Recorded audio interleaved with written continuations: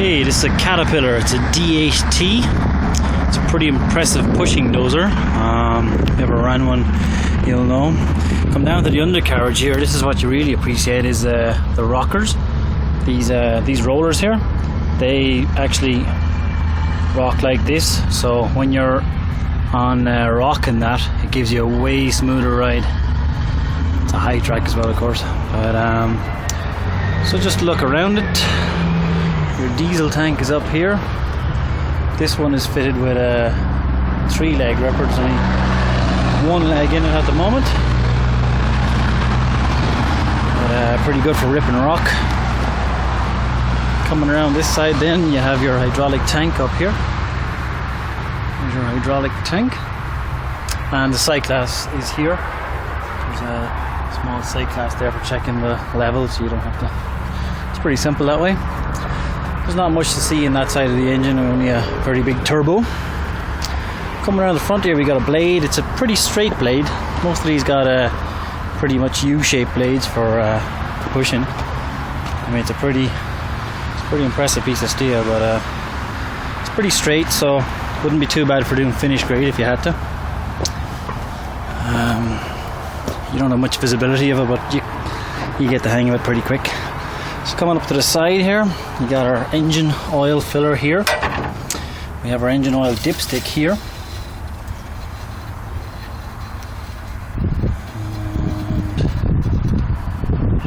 It's full of oil. You got some test points down here you don't need to worry about.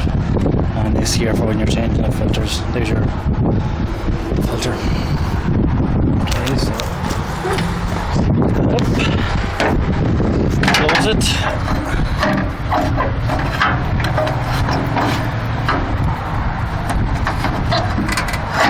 That keeps the panel nice and tight when you're operating. Coming here, we should see some transmission oil here, or not. The transmission dipstick is here. The filler cap is here. This one's a little bit low at the minute, so you won't exactly see it. Got our washer fluid here. A cab filter there, that's for your air conditioning.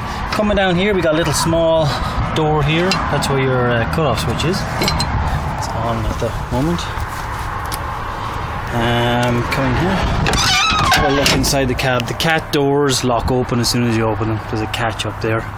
You release it from inside the cab of a Cat D8T. This is how you release your door here. The cat doors, when you open them, they always lock. So you release it with this latch here. Confuses some people. This is your movement here, so you have to have your handbrake on to start, handbrake off, then you go forward that way and then reverse that way. This is up and down the gears here, and then to steer you push it away from you to go left and pull it towards you to go right when you're traveling forward. It's pretty good because you're actually working your arm more naturally. You're not trying to go pull it right or left. If you're doing a lot of turning during the day, you'll notice that actually is easier on your arm. You get your brake and your foot throttle down here. Over this side, this dozer here isn't actually set. There's an option on these. Most of the ones I saw before had it. This one doesn't have it. A toggle switch up here for moving your blade, and that changes the pitch of your blade back or forward. Forward if you're digging ground up to take up, and then turn it back to carry material. Very handy. It's not actually fitted to this dozer, which is a bit of a waste. Anyways, you can lift your blade here, drop it. They're left side down, right side down.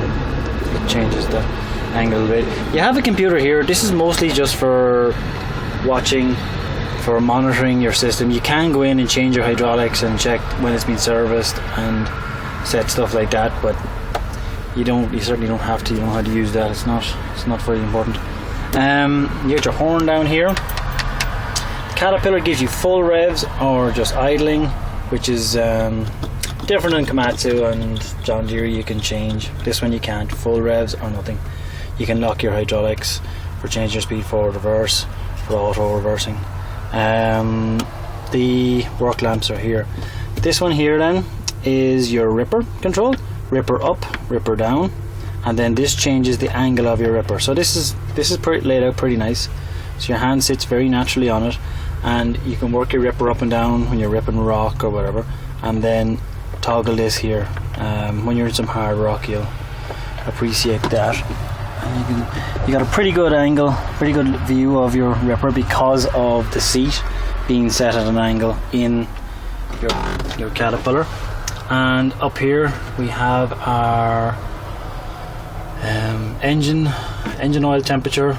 You got your hydraulic oil temperature, you got your transmission temperature, you got your fuel gauge, and then your revs here. This also tells you what gear you're in, the hours, and tells you the speed as well.